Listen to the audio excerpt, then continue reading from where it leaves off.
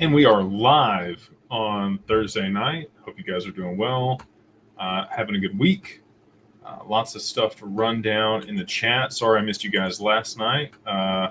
Sometimes life gets in the way of the things that you have planned. I like to be consistent, but like I said, better a day late than not at all. So that's why we're here.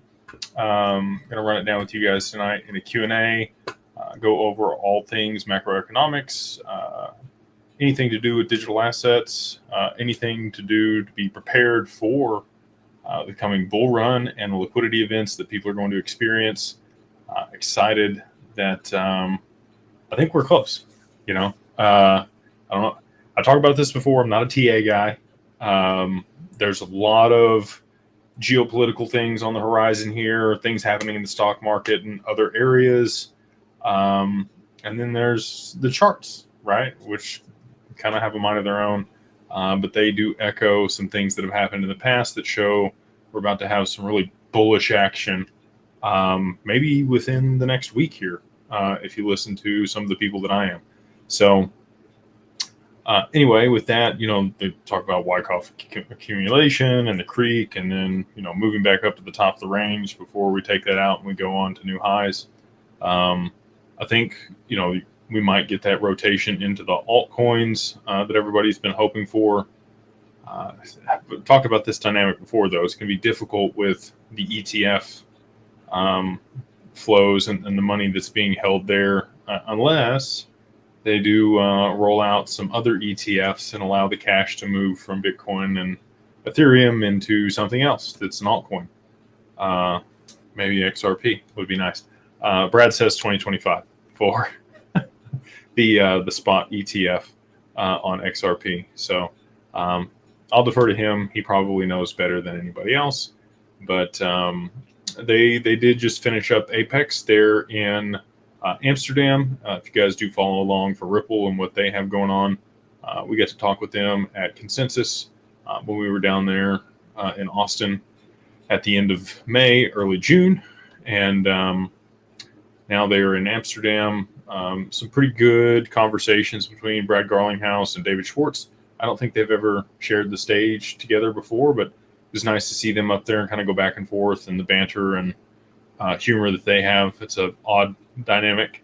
But anything involving David's a little bit odd, which is, part of the reason we love him.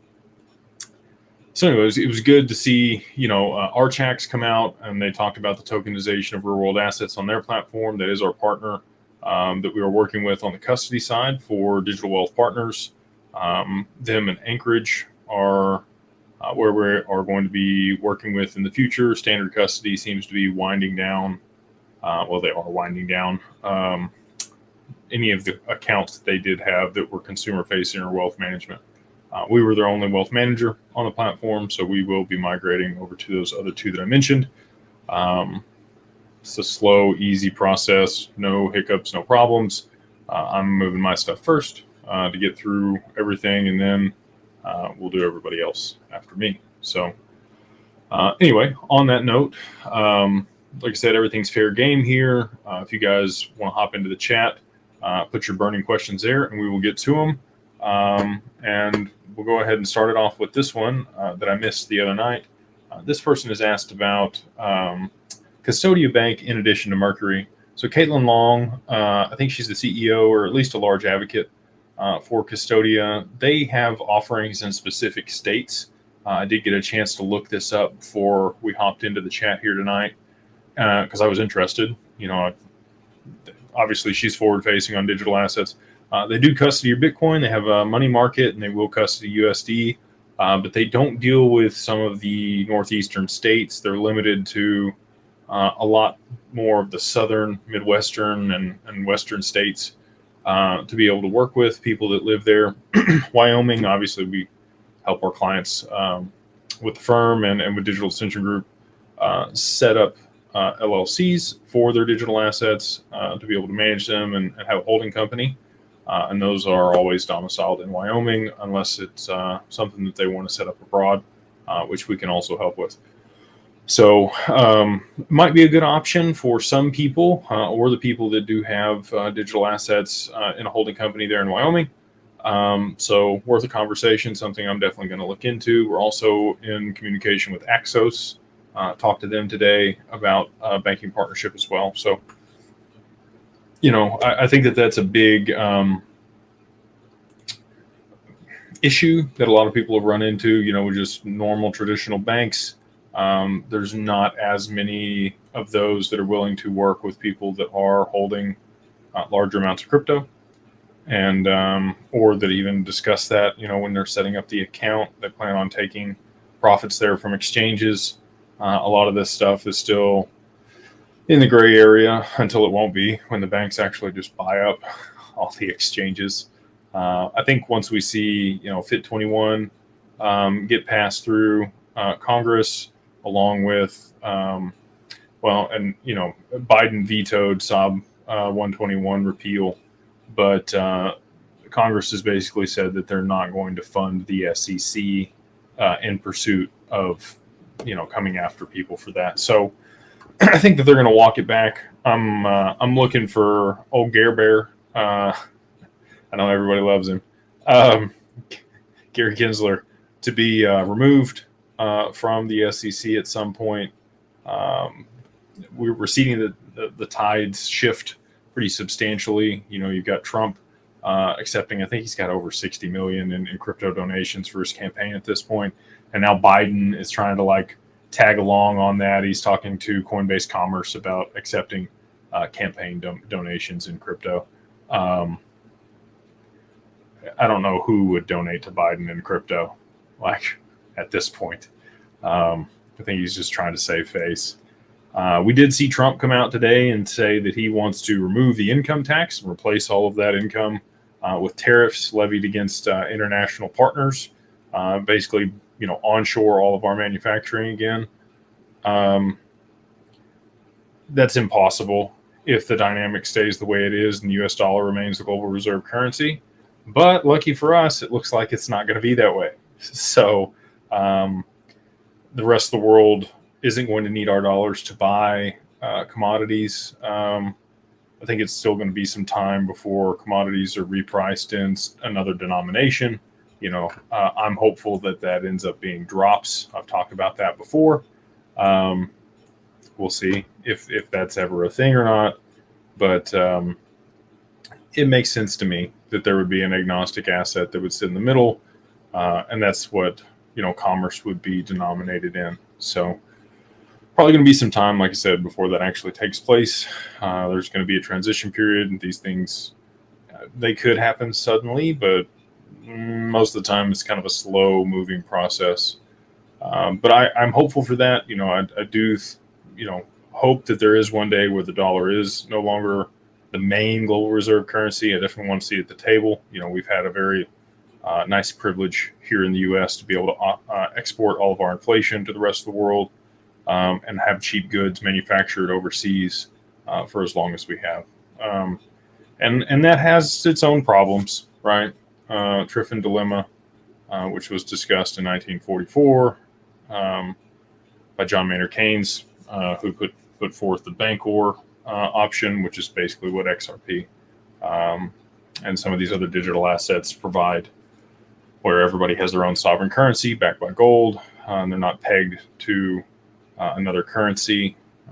Obviously, we didn't go that route in 1944 at the first Bretton Woods conference. We had all the gold in the U.S., and we were the world's largest creditor nation. And so we kind of pulled the strings and said, hey, no, you're going to use the U.S. dollar.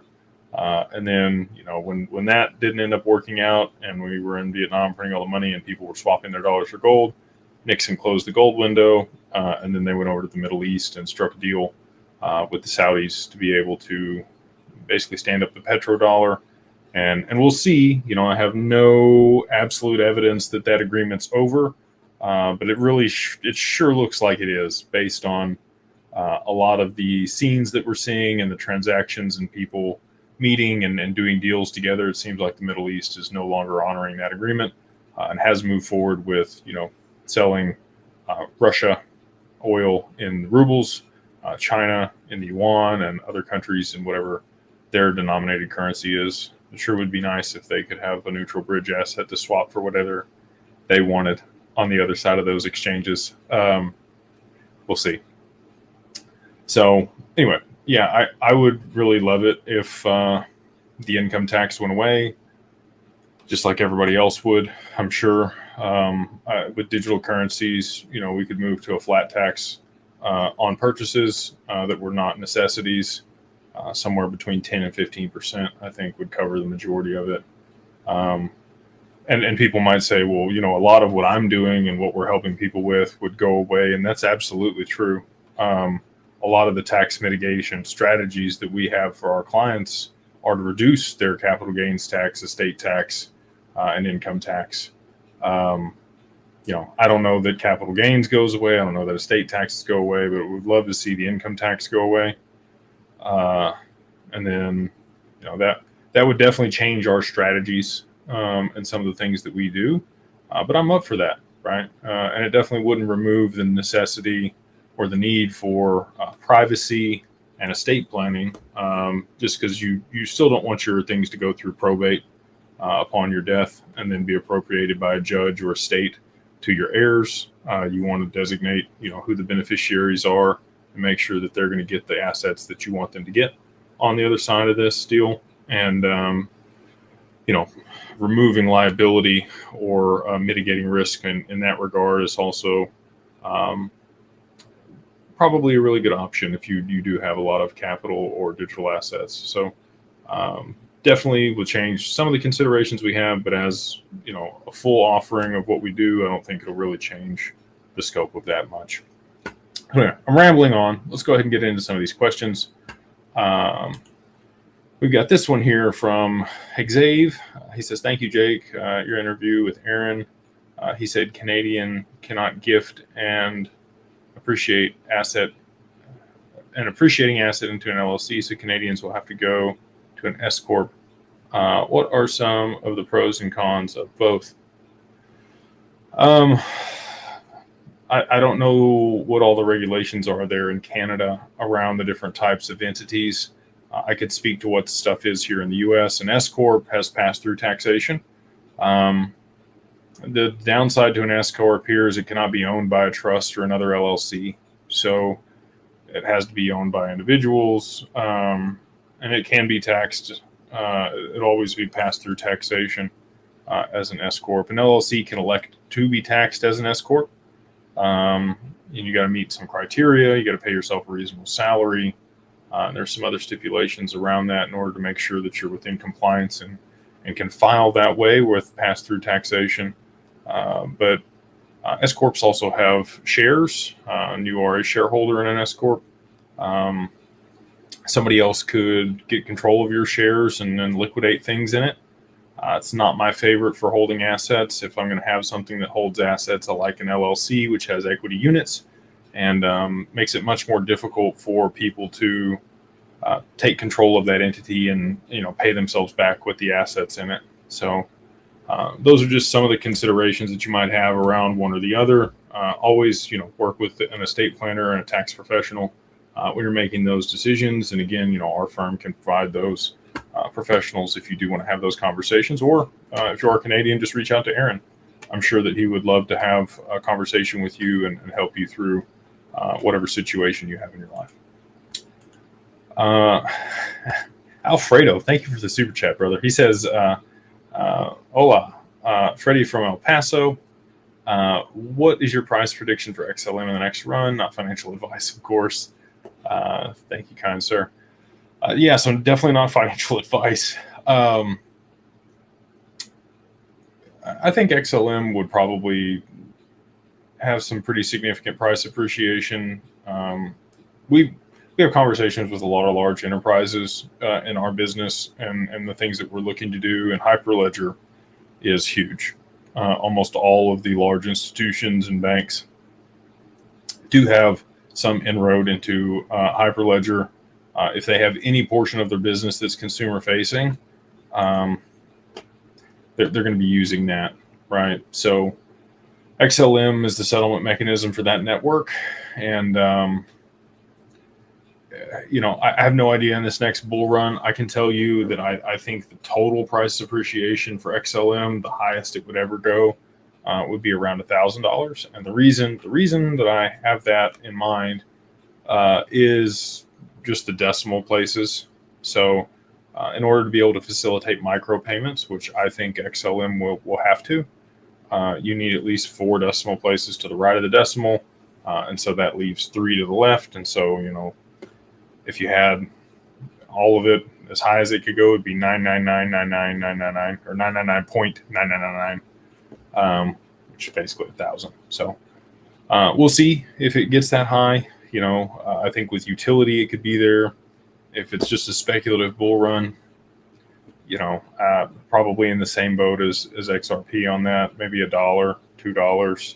I don't think it would go much higher than that if you didn't have actual utility for the asset. So hopefully that's valuable, and I appreciate the question in the super chat. Let's see here. Go on down the chat. Mike Schwartz says, UK listener, it is late there, brother. Appreciate you hanging out and being up this late. Thanks for what you do, and DAG for helping us getting a Wyoming LLC. Absolutely. And a multi-member operating agreement to add another token. Should we create an additional operating agreement alongside the first? No, you would just create an amendment or an addendum to the original for the capital contributions to the business. And you would just list in the same way that you originally did. Look up online, operating agreement addendum or amendment. And the amendment, you'd redate it. It would have all the same stuff. You'd re-sign. You'd have to go get it notarized again. So I would probably just do the addendum and have that notarized when you did it. Hopefully that's helpful. Joby Wan says, hey, Jake, thanks for all your hard work. You're putting in the content and the wealth of information. Any chance in the future you could max fund an ILU or PPL leveraging XRP without cashing it out? So an IUL is Index Universal Life Policy, and PPLI is a private placement life insurance policy. You can definitely fund the PPLI with the XRP. There are some constraints around that, right? So it does have to meet some diversification in order to qualify and meet what's required to be able to fund the life insurance policy. So no more than one asset can make up 55% of the policy. You could borrow against it and fund the purchase of other assets inside the life insurance policy. I don't know that that's the way I would go about it. But as these ETPs and ETFs and derivatives and wrapped XRP and some of these other things do come about, it's definitely on our roadmap to be able to meet the diversification requirements of these policies and other tools, while still having complete exposure to XRP if that's what you want to do. So the answer is yes, but there's some context there. So thank you for the question, and would love to chat with you more about that if it's something that you're interested in. We do need at least 5 million in assets to be able to fund the PPLI policy. The other benefit there, and I will just say this, is you can trade assets inside that policy with no tax implications, no capital gains, similar to an endowment or an IRA. So fantastic for that. You get a lot of compounding there that you wouldn't otherwise, and you can borrow against it. We do have partners that would allow for that. Casey says, what's your take on XRP being a reserve currency between countries?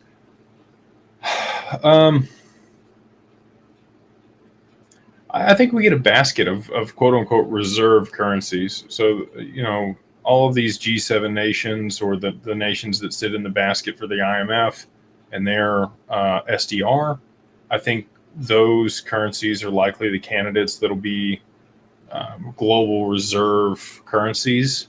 And XRP would just be the exchange rate peg that would allow for transactions seamlessly between them.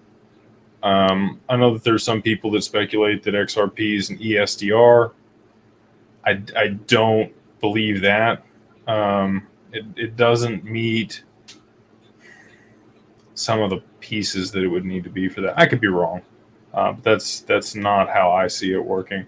I think it falls as the exchange rate peg between things. And the ESDR is literally just a basket of currencies that they can lend, whatever currency to whatever country is necessary. But if everybody wants their own currency because they issue their own sovereign currency, then they would just take their own currency on lend from the IMF. And those are weighted based on GDP, and we can go down that whole rabbit hole. But I digress. So yeah, I think it'll be a tier 1 asset in the banking system, and I think it'll be labeled the exchange rate peg, but not exactly the reserve currency between countries. Denny, thank you, brother. He's giving me another super chat here, and just mentions the Mastermind. Great group of people there if that's something that you are interested in. We do run private deals in the group, provide a lot of education around digital assets, wealth management, estate planning, a lot of the business resources and other things that you would need post-liquidity event, and a fantastic community of people that can help support you now and into the future. So if that's something you want to check it out, it is listed up here at the top. It's just mastermind.beyondbroke.com. Appreciate the super chat, Denny. Let's see here. Peter Cab, I'm sorry, brother. He says Jake was on last night, waiting, hoping that you would come on live. Thanks for being on tonight. Yeah, sorry I missed you last night, brother. Like I said, sometimes life happens, and can't always make it every single week on the night that I would prefer to. But we're here now, and we're able to get those questions for everybody. So let's see here. Yeah, so this was interesting. Steven's made a good point here. He talked about Russia's largest stock exchange stopped trading in the USD and also Euro. They stopped the exchange between those two currencies. So just rubles now. And yeah, same thing here.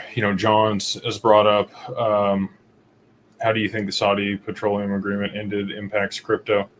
I think that it benefits these systems and protocols significantly. I think that there's a real use case for them to be able to provide liquidity and exchange between assets now that the dollar will likely diminish in its role globally for people holding their assets there, and then also participating in trade with that currency over their own. And again, this goes back to what Trump just put out. He wants to put tariffs in place that make it less economical to offshore manufacturing or do things outside the U.S., bringing back manufacturing here to the U.S. But again, there's some other constraints around that. We've got to shore up our own currency. We can't just print into oblivion, but if we're no longer the reserve currency, we can't do that anyway, and we'll have to shore up our currency. So I think he's kind of forecasting what's to come and what needs to be implemented in order to be able to actually sustain a strong dollar and do what's best for our nation, which I think is cool. Sharp guy. Let's see here. Crypto Kelly says, why buy an ETF? Wouldn't you rather buy the asset? Thanks, Jake, for all the information. So in order to meet the diversification standards within the PPLI, the private placement life insurance policy, you can only own, the policy can only be funded by up to 55% by one asset. So in order to maintain exposure to the same asset, you could get that exposure, and each other asset can make up another 10% of the policy. So you could do, XRP up to 55%, the ETF for another 10%, the ETP for another 10%, FXRP for another 10%, and then, wrapped XRP and something else. If you wanted to just completely still say siloed and CD price appreciation XRP. and there's ways around that too that we have partners that can help with, but in order to meet the compliance, when we take the snapshots for the reporting, those criteria have to be met. So, I'm with you. I would rather just own the underlying asset itself, but there may be some advantages to some of those other positions in the future as well. Those are some of the things that we're working on, at Digital Wealth Partners, catering portfolios to people, mitigating risk, hedging positions to make sure that, irrespective of market conditions, our clients are in the green and going to make money. Mike S. says, when you own an asset like XLM or other coins and other coins on it like Velo in, the LLC, do you just list the main layer one, or does every asset need to be listed one by one for the protection that comes with the LLC? If it's got a separate wallet address, you list that wallet address and that asset. So I'm sure, Hyperledger is the underlying network that Velo and Stronghold reside on, but you would have wallet addresses associated specifically with those assets. And so, I would go ahead and list those out specifically. I wouldn't just assume that if you list it as list the layer one there, that's enough.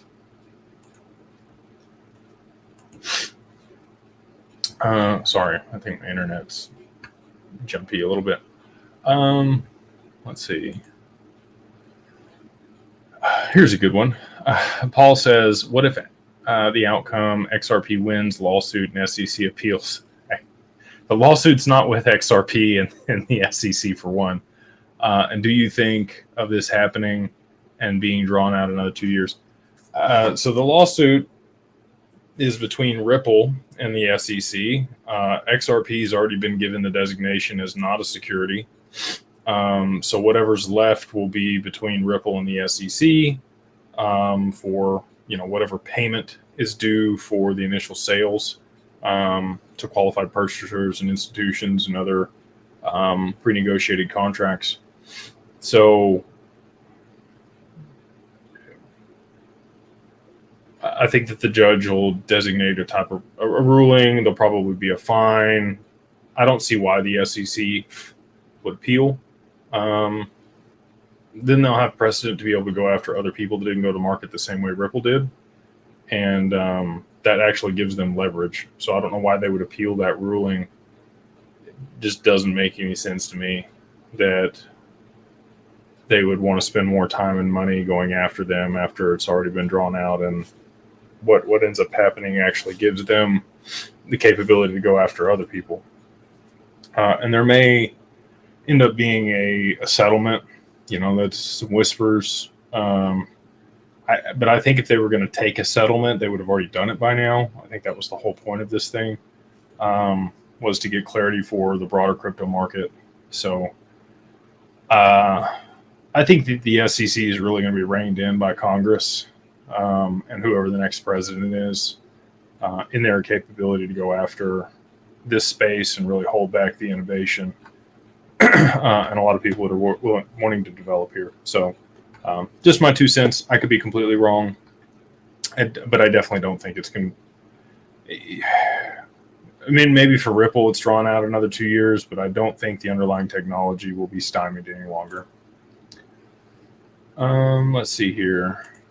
No, there's no minimum amount that you would need to open a Mercury bank account. Just like any other bank account, you just set up and add a deposit of, $100, $500, whatever you want to put in there.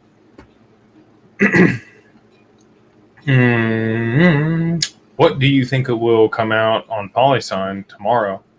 I don't know what Zach, I saw his video today. I've had some conversations with him. I'm not the insider close to PolySign that he's talking about. He said some things on there today that there were nothing I discussed with him. So I don't know who he's talking to or what he's gonna say about it.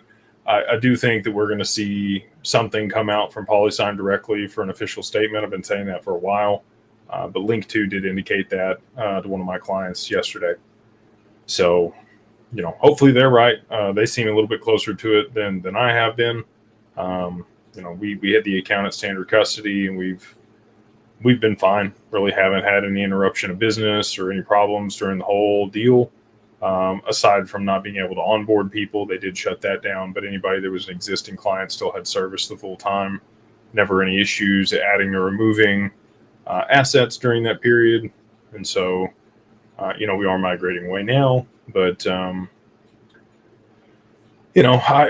hope they pull it out. I will say this. Boathouse doesn't really own MG Stover. The debt that was owed to Boathouse is still owed to Boathouse by MG Stover. They don't really own MG Stover. It wasn't repaid that way. So PolySign no longer has that over their head, but it's also not been repaid. So, and that's nothing that Zach mentioned on his video, but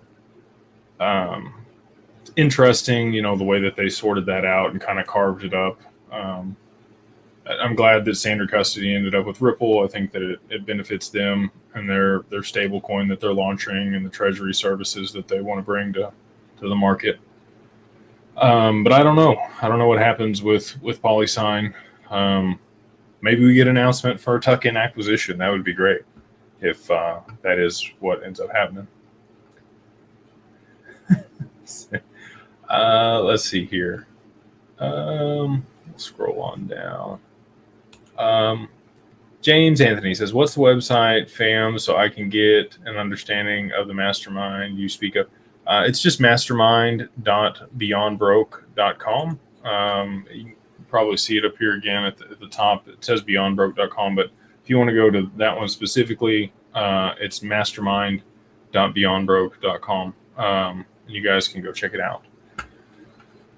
A lot of really good people in there. There's people in the chat that are. I'll give a shout out to Carl. Carl came in there this week and broke it down on the insurance policy that we provide all of our members. So that's nothing that I've ever seen with any other group I've ever been a part of. We do have benefits, health share benefits for our members within the group. Obviously, it still costs money, but you can participate with it. And I have seen people save literally thousands of dollars a month from participating in our health share versus what they were getting from their employer. So another great benefit of the group. If you're older, if you're an entrepreneur, both those situations, could be a great value add there. Just that piece of the group without all of the other wonderful things we have in there. Mondo. Hey, Jake, appreciate the insight you provide. Do you think we actually see a bank in Japan using XRP by 2025? Do you think we see price go up a little bit? Always hodl. I believe Yoshitaka Kitao. He was the previous prime minister that was like shot there in Japan. Had Yoshitaka Kitao as his primary finance guy. And, he's part of SBI. He has dealings with R3 and XDC and Ripple. So, yeah, when he says something, I think it has weight. I definitely think we'll have, he says all of Japan's banks will use XRP by 2025. I would agree with that. I think that they likely move away from the US dollar and we'll have to have some intermediary to be able to participate in global commerce. Or interbank settlement between two large institutions like SBI and HSBC. If they wanted to send money between one another, XRP seems like a great choice. So if that happens, you would definitely see price appreciation and a much higher price for the asset to be able to facilitate the exchange of value between those two parties. Hiek says, I probably butchered that. I'm sorry if I messed up your name. Archax News. Yeah, so they actually spoke there at Apex, the event that Ripple just closed today. And they're using Medico as their custody provider. They walked through. There's a really good video that Chad Steinberg posted, if you guys don't follow him over there on Twitter, where a lady from Archax goes through their custody protocol and what parties they work with for which different assets to be able to custody those things for their clients. So if that interests you, go check that out. But our clients, with the firm, will be receiving, we'll be sending out an email within the next couple of weeks, maybe probably next week, with all of the information about what they offer and where we're headed with them.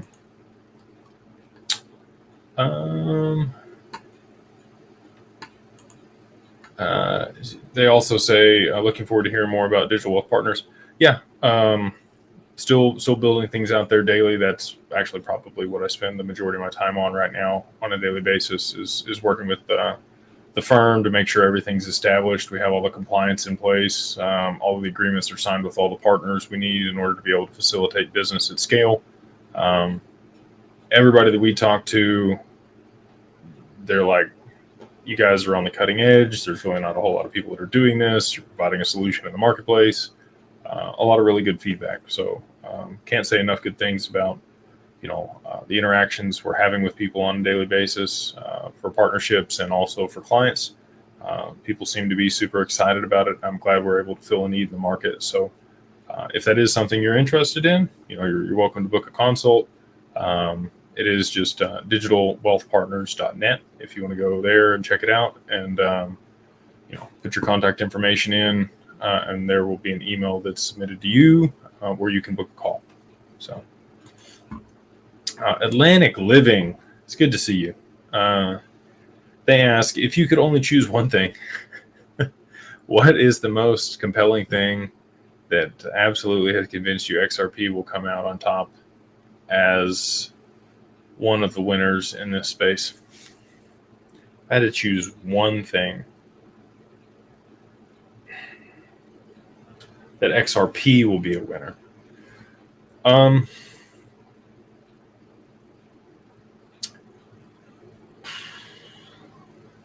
Hard to narrow it down to just one thing. I guess it would be the amendments that are coming on to the ledger now are pretty important. But really, the account that issued the XRP is black holed. So if I were institutions or banks or governments, and I wasn't going to be the one to control everything and be able to use my currency as, the global reserve currency, then the next best thing is nobody can, right? Like you don't want other people to have power over you. You want an agnostic asset that nobody else has control of. And so for them to black hole the origin account, you can't freeze XRP on the network. You can't claw it back. There's no way to issue more of it or anybody to manipulate the supply. It already all exists. So the way that they issued XRP and then them black holing the account, and the treasury component of it with the escrow, I know that's like a lot, but it really kind of just the origin of that is just the black hole and the way that they originally minted the asset. That there's nothing else like that. XLM you can make more of. There's a few other assets that are limited in supply and scope like that. And there are others that do have escrow components to them, but all that's ever going to exist already exists. It's not like they're making more of it. There's actually less of it every single day. It's deflationary. And so, if I had to pick one specific reason, and you held a gun to my head, that's probably what I would come up with for why I feel XRP in particular is different than any other asset and would be used at scale by institutions, enterprises, and governments, because there's no other intermediary that could take it, control it, or freeze it. TK, appreciate you, brother. And I don't say this enough, but if you are getting value from this, please do smash the like button, share it with somebody that you think would enjoy it. It does help the algorithm. It helps it get out to more people. And so appreciate you, TK, for championing that there in the chat.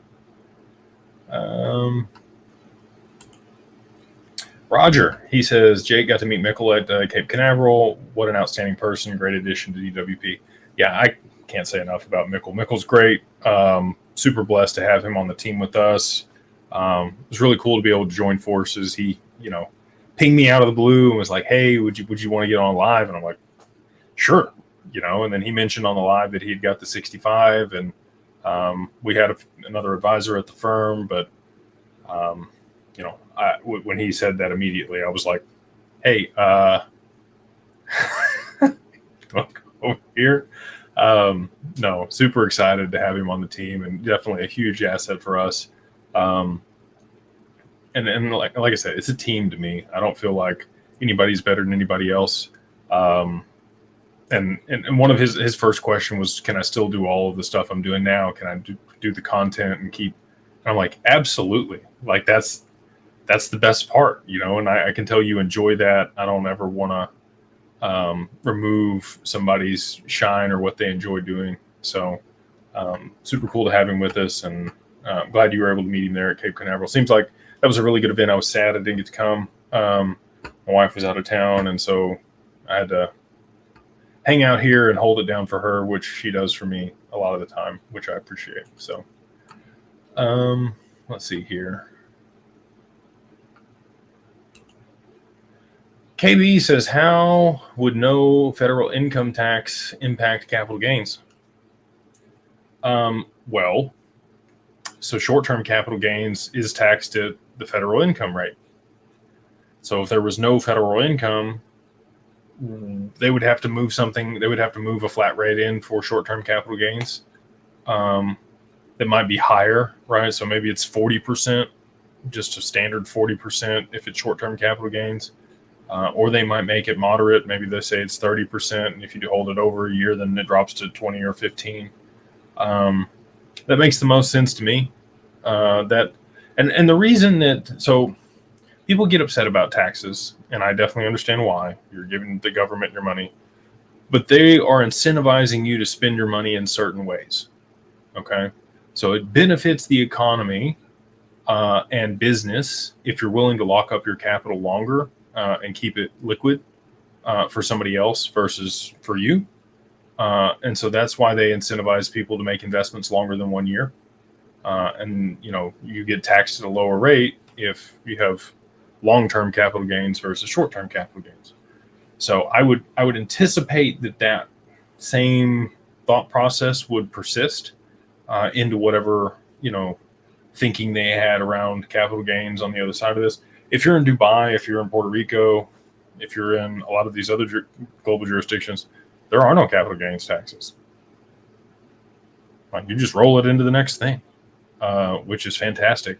Again, there's three mechanisms that I'm familiar with here in the U.S. that you can do that with, which is an IRA, an endowment, or inside of an insurance policy. So that's the way you can mitigate capital gains here domestically. But if, again, internationally, and it would be great if we just moved to a flat tax on, purchases, and there was no capital gains, no estate tax, no income tax, or any of these other taxes, and we just, basically, raise the tariffs to pay for a lot of that stuff. I think that's a great way of going about it. There's going to be a lot of people that are upset about that. And it's also, that they don't believe that the constraints are going to change around the US dollar. I think if they understood that dynamic, they would actually really want the onshoring of manufacturing, because that's what we did. We hollowed out our manufacturing and shipped it overseas to be able to export our inflation. and then provide the rest of the world with dollars so that they could purchase energy and other commodities. So anyway, yeah, that's kind of how I think through that. I would think that the short-term capital gains would be at a higher rate than the long-term capital gains, and it would be some type of flat rate that they would implement if there are still capital gains taxes. Great question. David J says, for all you do for us, thank you, brother. Thank you for watching. He says he's a U.S. citizen. My wife is Canadian. If we open an LLC with you, would that qualify her to get the special visa? I forget the name of it. To say in the U.S. Thank you. That's a good question. It's like a work visa. She'd have to be employed by a government, or not a government, a U.S. entity. You have to jump through some hoops. It's not just an easy like, hey, you filed an LLC and she's an employee and she can stay here.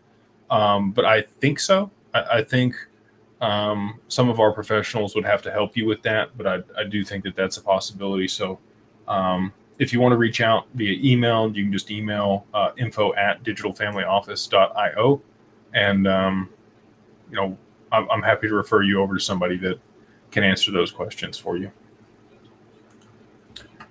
Let's see here. I'm going to run on down here. We did have some people fire off the super chats, so I appreciate those. Wes says, what do you think about RWA on XRP Ledger, and how could be for the price of XRP good news with Archax? How big could it be for the price of XRP? Well, Ripple's stated goal is all the money. And you need to be able to tokenize real world assets on the XRPL in order to get all the money. When we were at Consensus, everybody's looking at real world assets as financial products right now. That's kind of the low hanging fruit and what people want to be working on. That's what they're incentivizing and providing grants for. Haven't seen anybody, we have a project called Trademarks with an X. It's tokenizing physical items. But I haven't seen anybody really competing in that arena yet. So excited to be on the forefront of that. But the real world assets that Ripple is incentivizing and other people are incentivizing for tokenization on these networks are going to be financial products. And that is where the majority of the value is, right? So a lot of this stuff is a derivative already.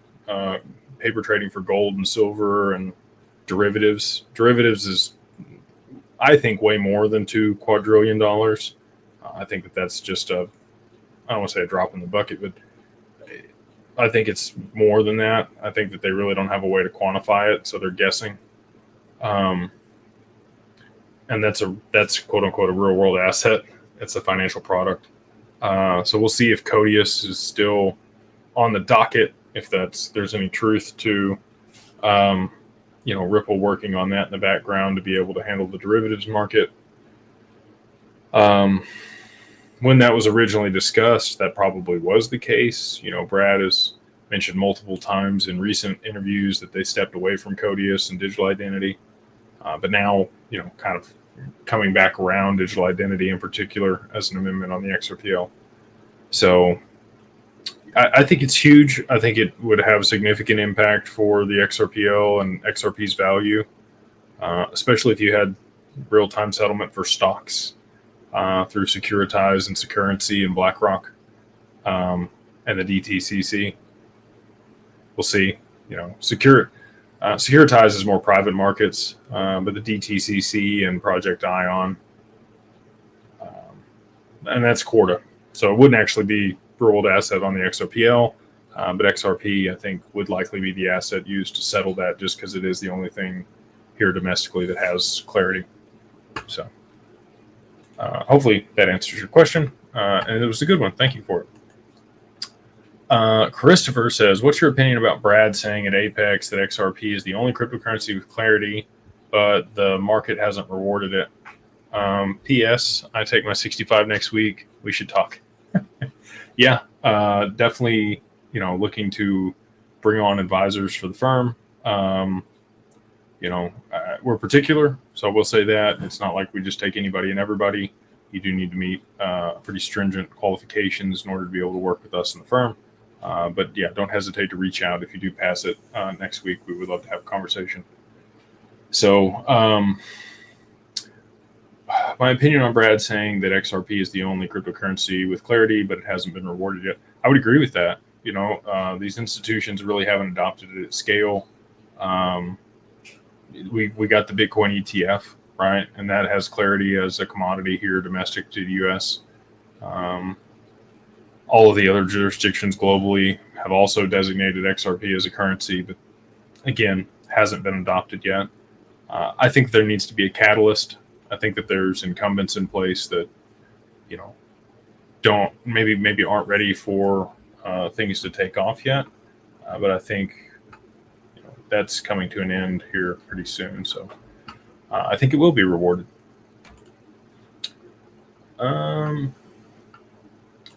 Yes, this is recorded, and it will be back on the YouTube channel later. It's always weird on X for whatever reason.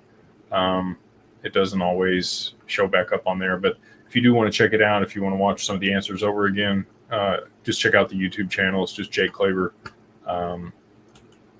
Peaky Blinders, what's going on, brother? Appreciate you being here. Lots of good people here in the chat tonight. A lot of regulars. Appreciate the super chat. Goated Ghost Crypto says, "Hey Jake, what business would you acquire for passive income after price appreciation? Also, do you think utility comes before 2026? I think utility comes before 2025. In my opinion. Again, I don't have a crystal ball. I could definitely be wrong on that, but I think we get actual utility this year in 2024. So, and what type of business would I acquire? I don't know if you're asking just in general or for me specifically. We have a pretty robust network of businesses already, so I would acquire something else that would be within the scope or augment or provide value within the ecosystem that we've already created.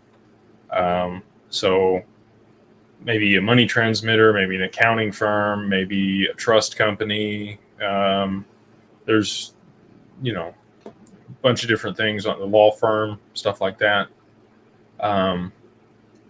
But for the average person, for passive income, I always look at like hard assets or things that just never go away. So, laundromats, car washes, and it's true that some of these things might be disrupted by technologies, over the next 5 or 10 years. I don't know what the world's going to look like 10 years from now. I think we're right at the point where Moore's law goes vertical. So maybe there's not even any cars 20 years from now. I have no clue. I don't think my son will ever drive a car.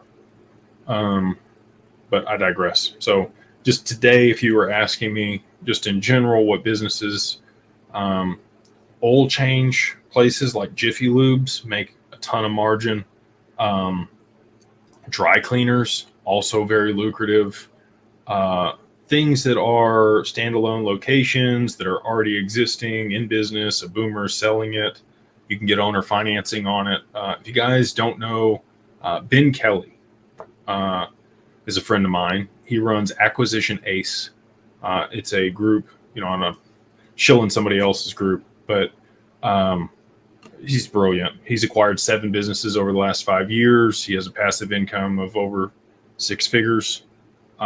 Does really well for himself. He just acquired an accounting firm, and he teaches you, how to creatively acquire businesses with no money down, use SBA loans, negotiate, seller financing, and a bunch of other stuff in his group over there. I think it's like $5,000 to get started in that group, because it's a great resource post moon.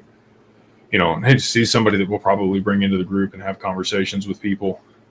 He's definitely somebody that I look forward to working with on the other side of price appreciation and digital assets, just to augment some of the passive income we're getting from these assets and put it to work somewhere else that also appreciates over time. So, and the other thing would just be apartment complex, right? Like those are never going out of style. People need a place to live. They're going to have to pay for it. If you have a bunch of rental properties and they're all just single family homes, it's difficult to manage. You don't get a whole lot of efficiencies that way. I look for things in secondary and tertiary markets that you can fix up. Maybe have a flat roof you can put a pitched roof on. They need some upgrades, new HVAC systems and such. You can put a couple $100,000 or $1 million into the property and really jack up rents and get your cash on cash coming in at a lot higher rate and justify it to the tenants. You want it to be in a developing area. There's a lot of considerations around that. We do have partners on the real estate side as well that have been doing it for 25 and 30 years. So that's where I get my knowledge from, is I listen to those guys. They've been through 2000, 2008, all the cycles that we've seen over the last 25 years, they've been through and persevered. So super smart on that side, but that's another option for the passive income. So thank you so much for the super chat. Hopefully, it was worth the $10 for you in the question. Let's see here. This one's do you think we get stablecoin regulation this year? I do. I think we get stablecoin regulation here in 2024. We're going to have to here in the U.S., especially if domestic debt holders start dumping our currency or our treasuries. We're going to have to incentivize institutions and enterprises and other people that are issuers of stablecoins here to hold that debt and back their stablecoins. And I think that they will rush stablecoin regulation through in order to be able to basically drive the demand here at home when that catalyst does eventually happen.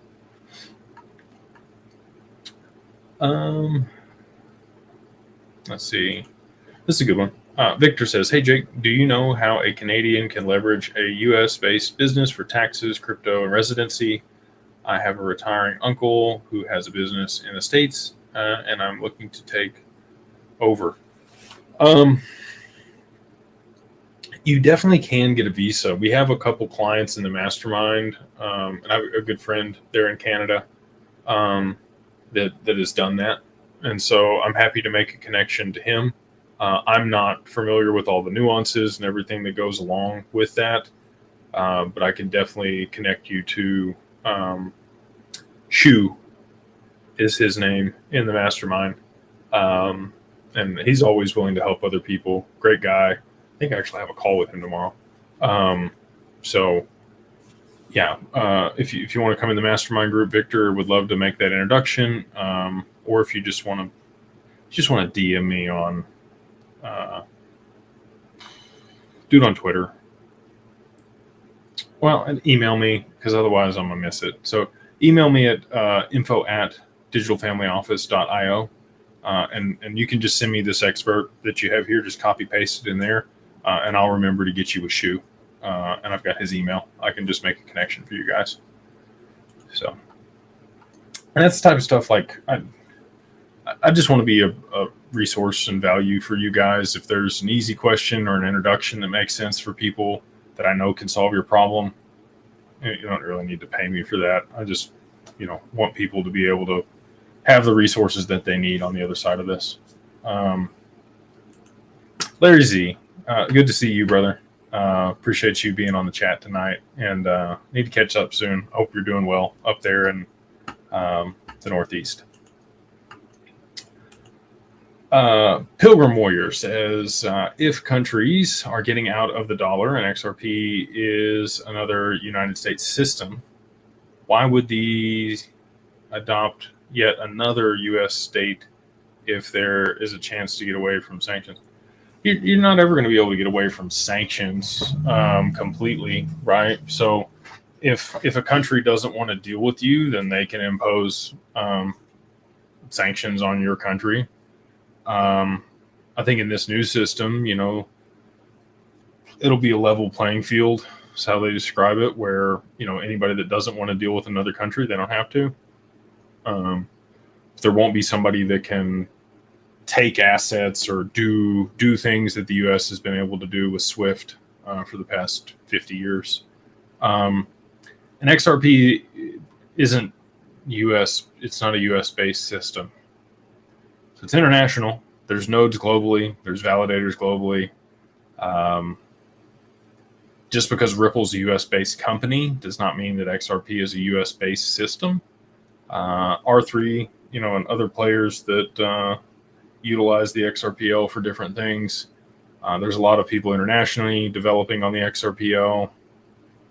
Now, if BlackRock were to acquire Ripple and get the escrow, then yeah, I mean, there's some leverage there. But like I mentioned before, the origin account was black hole, so no country has the capability to freeze somebody else's XRP or claw it back. They can blacklist their wallets and not want to interact with them, but that's really the extent of what they can do. So I don't really understand your hesitancy or your question here. It's kind of out of the scope of what XRP and the system really is. It's not a U.S. controlled blockchain. Thank you for the super chat, though, and hopefully that was valuable. Let's see here. Thanks for all that you do. Just wanted to know if the BRICS were going to use XRP. I mean, Ripple and R3 have relationships with a lot of those players, especially in the Middle East, China, Russia, Brazil, South Africa, India. All of those central banks have relationships with those two parties. So I would say yes. I would say absolutely. But again, just a guy. I don't have a crystal ball, so take it with a grain of salt. Here we go. Yeah. So Living Legacy, he answered it the same way that I did. There is no government that owns or controls the network. Monarchy International Realty. Cool name. They say, Jake, thanks for all you do, my friend. Thank you. Appreciate you for taking the time out of your day and time away from your family to watch. When buying insurance policy for the LLC holder, can that be paid in digital assets so that no one will have to cash out? Would that work for you? We are actually implementing, what is the name of it? It's not Bitmart. I think it's BitPay. And we should be able to accept the asset as payment for the policy. Now, when you do that, you're still going to be capitalizing those capital gains, and you are going to have tax implications, based on the basis that you bought it at and what you're selling it at in that transaction. So just be aware of that when you are transacting in digital assets. It would probably, I think you're talking about funding the policy itself with the digital assets, and you can do that. It just has to be private placement life insurance, and it has to be set up a specific way, like I mentioned before. So it is possible to not have any tax implications, to be able to fund the insurance policy with the digital assets, but it has to be done in a specific manner. But just to buy, a whole life insurance policy or an IUL, you're going to have to cash out. There's not really a good solution to mitigate taxes for the capital gains that you're going to have in purchasing the policy, other than what we provide. Let's see here.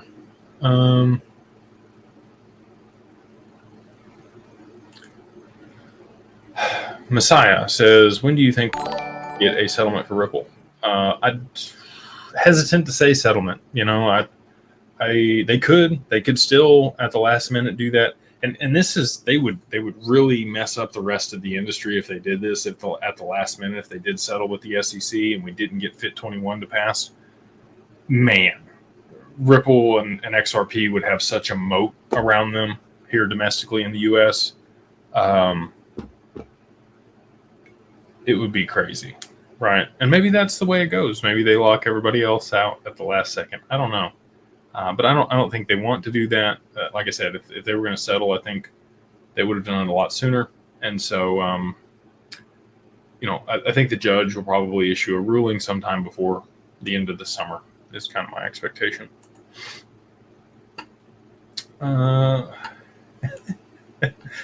Says so many XRP. There are a lot of XRP.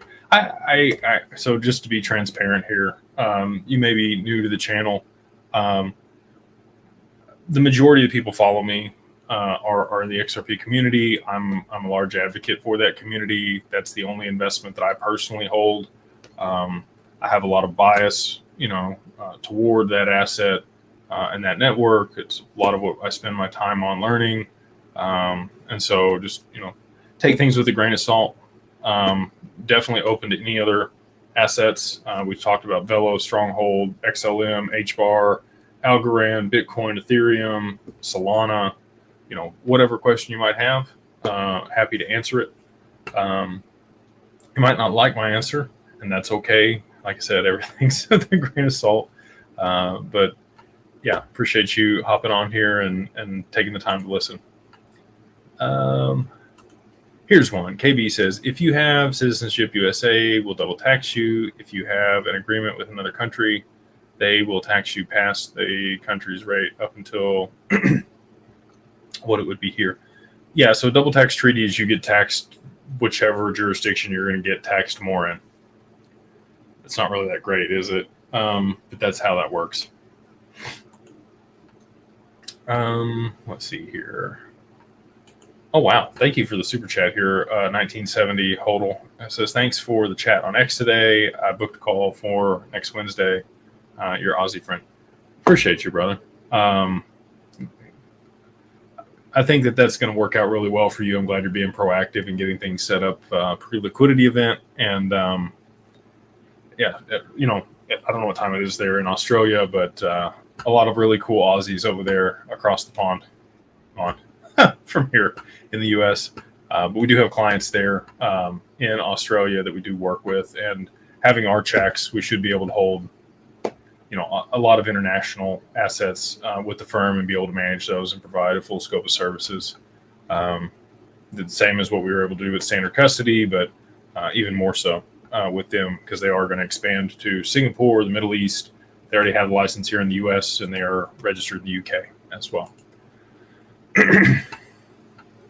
Man, did I actually make it to the bottom of the chat here? Kevin says, how many times have you said trust? I don't know. I'm sure you've been counting though, Kevin. And hopefully you haven't been taking shots every time I said trust. Because you probably would be ready for bed if you had been. Glad to see you on here. I hope you're doing well. And always appreciate the support, brother. I've known Kevin a long time. He's been a holder on some of these assets for a while. He continues to accumulate, and he's prepared for the liquidity event. And I'm excited for some of his aspirations to come true on the other side of this. CJ says, I've been issued a U.S. patent for an enhanced QR code. Okay. What's the best way we can connect with you for partnership opportunities? You're the best, brother. Trying to an enhanced QR code. I guess I'd have to better understand what you have. Just shoot me an email. So, and refer to this call in the email, or this conversation here. Just say, hey, talked with you on the live on Wednesday. I've got this, enhanced QR code. You can just email me at info at, or just do Jake at digitalfamilyoffice.io, and that'll show up in my inbox. And I go through investment opportunities once a week. I have a designated time. I review all those with my assistant, and we'll look at it. And if it makes sense, then we can set up a call. Or I'll just connect you with somebody that I think it makes sense for. That's what I do a lot of the time. If it's not something that I particularly would invest in or back or fund, I normally have somebody else in my network or a couple people that I'll pass it to and be like, hey, I think this works well with what you guys are building or working on. And sometimes, people have done that for me, and that's been some of the best stuff that's happened. So I'm happy to do it for other people as well. John, he says, Jake, thanks for your time. Do you think we can get some Elon companies in the Mastermind or one of the raises, XAI boring company, SpaceX, and the new cell phone? Yeah, so I have to be particular about how I discuss raises here in a public forum. And just to be like, it's literally for compliance on this. I wish I could just be like, hey, we're raising for this, but the only way I can do that is through a 506c. And if I do that, then I can involve I'm not able to involve non-accredited investors on deals. And so in the mastermind group, we can involve up to 35 non-accredited people, but I can really only discuss like what we're investing in and the deal and all of that there in the group. But I actually, who did I talk to the other day that was telling me about XAI? It was, well, I won't say his name, but he had reached out for Syndicately. And he's in the Bay Area, and he manages some capital for some funds and some family offices there. And that's all he does is invest in Elon's companies. So he had allocations in XAI, the Boring Company, SpaceX, Tesla, and whatever. You said the cell phone one's coming, right? So anyway, I can reach back out to Jeff is his first name, and we can, see what demand we have in the group. Just to be honest with you, I would probably put that out to the higher groups in the mastermind that people, because he's looking for at least $250,000 in allocation. And maybe we can get that from the group if there's enough interest. Up to this point, we've had a struggle getting that type of interest aside from specific fintech companies that we've made investments in. But yeah, I'm game for it. Believe me. Yeah, I think Elon's, Einstein of our time. I don't think there's a whole lot of other people that compete with him at that level. So would definitely love to, get a raise together for any one of those companies. So like I said, I can reach back out to Jeff and see what he has available.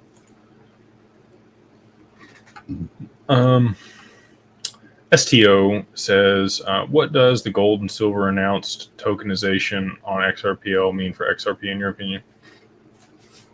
Really haven't seen much price appreciation or adoption for that on any other network. You got Comtech Gold, you got tokenized gold on Ethereum and some other networks.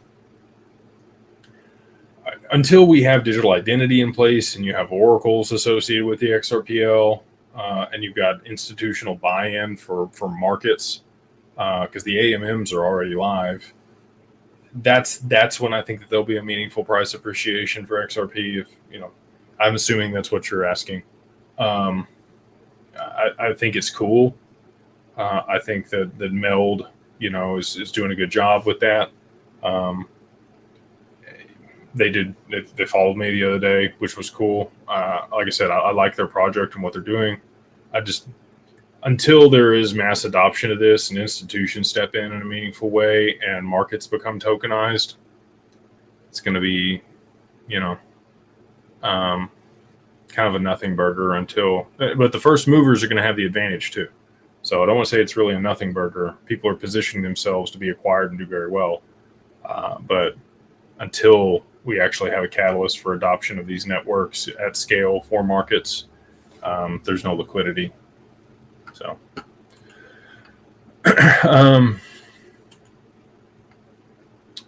XRP Shaman says they told us 4.5 years ago. I got documents from way back. Yeah, HSBC's tokenized gold. There's a lot more to that piece of it than what he's talking about here. I think he's discussing Meld, but for Shaman, HSBC and their tokenization of gold it's important.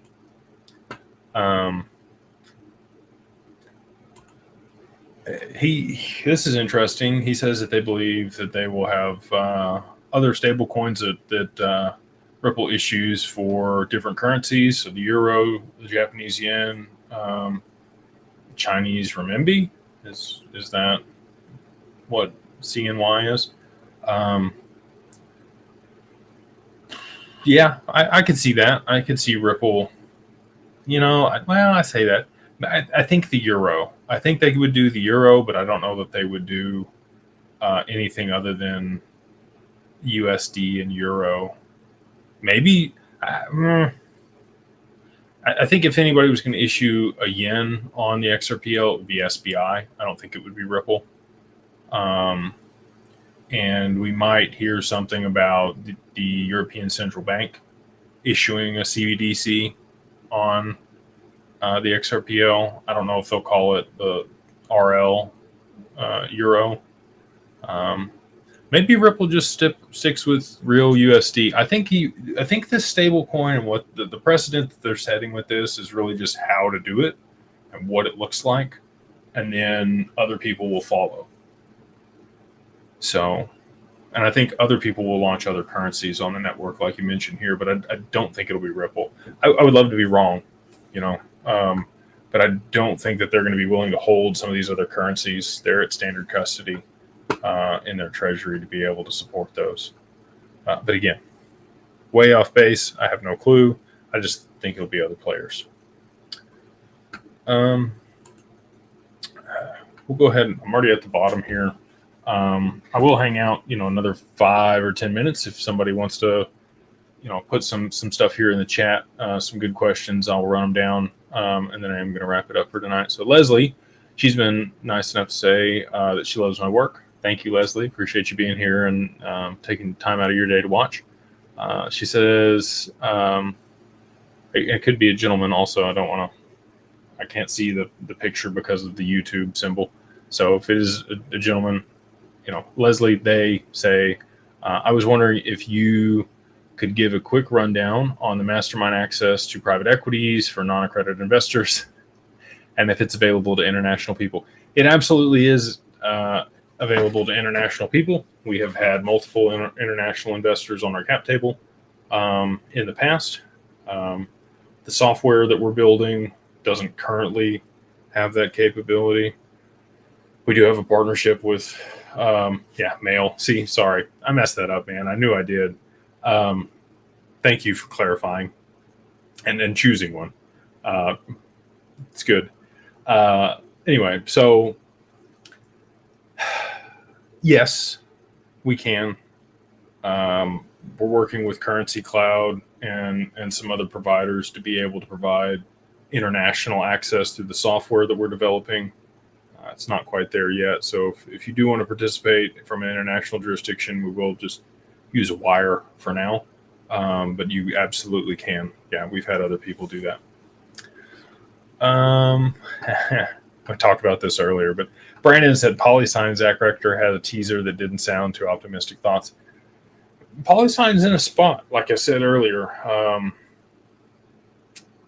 I don't know what's going to happen with it. They definitely do have cash and assets. I know that. Aside from just the IP, which is, again, I had a conversation with Zach and explained that to him. So maybe he'll talk about that tomorrow. But again, I'm not Zach's source, so I don't know what Zach's source has told him. We do have frequent communication with Jack McDonald.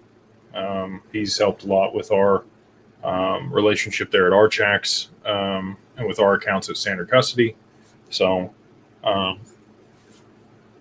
he, obviously is in a position now at Ripple where he's over Medico and Standard Custody as head of institutional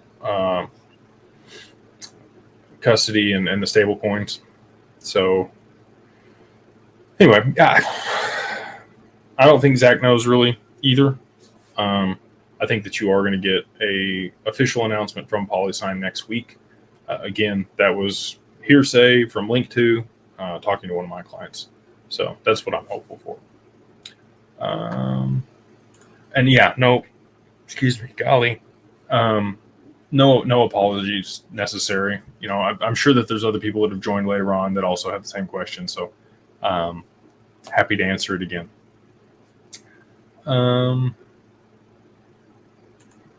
This one's interesting. So PD Den says, Jake, I have a TPS account and crypto assets combined.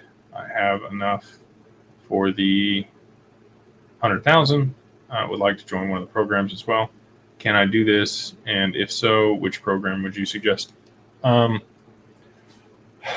Just apply. So you can go to digitalfamilyoffice.io. And in the services, in the drop down, you'll see digital asset custody. Click on that. Fill out the form. So you'll need your assets held in an LLC or a trust.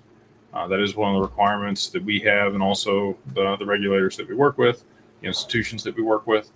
And so, if you don't have that in place, I would get that set up. Once you have that set up, we may be a little bit further along than we are right now. We're currently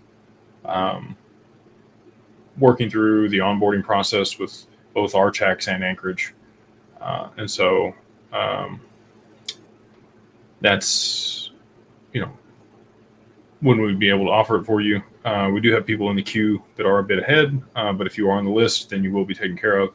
And we would love to work with you in that capacity if you are interested. Shaman says, it's not going to be good. Sorry, everybody. Zach knows. Unless he's talking specifically to somebody at PolySign. And I mean, there's other things that I know that I can't talk about. I've signed NDAs on. So, there's hopefully a white knight appears and buys PolySign. Like I said, they do have assets, they do have IP, and they would be a good target for a tuck-in acquisition for a firm. I don't know who it's going to be that would show up and do that. So, this is interesting. John's asked, what are your thoughts on or concerns on data sharing of Apple to OpenAI? They're going to get your data, John. I don't know. And I understand to an extent, people don't necessarily want their data shared or taken without being compensated, or at least the choice in it. And I think you're going to get that. I think that Web3 that's what it's going to provide. I think that there will be capability for you to own your own data and basically sell it off as you choose.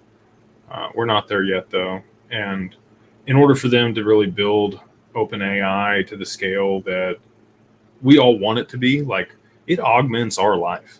I use ChatGPT over Google most of the time because I can ask it a question and I don't have to go through all the different sites to get the answers. It just does it for me and spits it out, right? So I think an AI assistant is probably not too far off in the future. And I don't mind, I really don't care that they take my data, to be honest with you. But, other people, again, like I said, do. And if you're one of those people, then I wouldn't use an Apple product or, ChatGPT. That would be the way you would opt out. When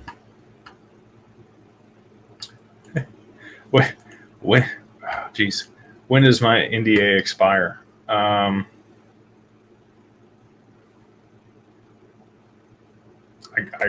guess after whatever happens. There wasn't really like a date or anything on it. It was just like a mutual. It was a non-disclosure agreement that I signed to be able to view what was going on. So, can't talk about it publicly, and I probably won't talk about it publicly afterward either. So, anyway, yeah. Let's see here. Yeah, Mark's got a good question, and then I'll probably wrap it up with the last two here. So he asked, could you give us your thoughts on global political situations that are happening? It's interesting, the plays that are coming out. You got Dubai supporting the ruble and Russian flag on the Burj Khalifa the other day. You've got Russian ships off the south coast of Florida docking there in Cuba, and then also the submarine that's off the coast of Florida as well. I think it's political theater. Personally, I think it's posturing. Everybody knows at this point that like a nuclear holocaust and World War III is basically assured demolition for everybody involved globally, because the weapons have progressed to the point that you could wipe out, like you could probably wipe out all of Australia with one bomb. Just wipe it off the planet, So I think people know that it's not going to escalate to there. I think it's posturing. I think it's political theater. I think that they've already solved a lot of these frictions, and maybe they're just kind of ironing things out and jockeying for position on what things are going to look like when all this does roll into the next system. But yeah, I'm not concerned about World War III. I know a lot of people are, and it's justified, right? If you watch the media and the news, then that's, obviously something that they're sharing and putting up in front of people. But I think all this has been worked out for a long time. And again, what we're seeing now is just kind of the unwinding of the old system and people jockeying for position in the new one.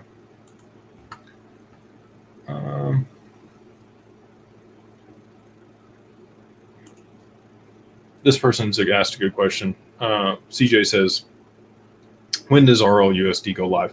I don't think they've given a go live date yet. They announced the name there at Apex as Real USD.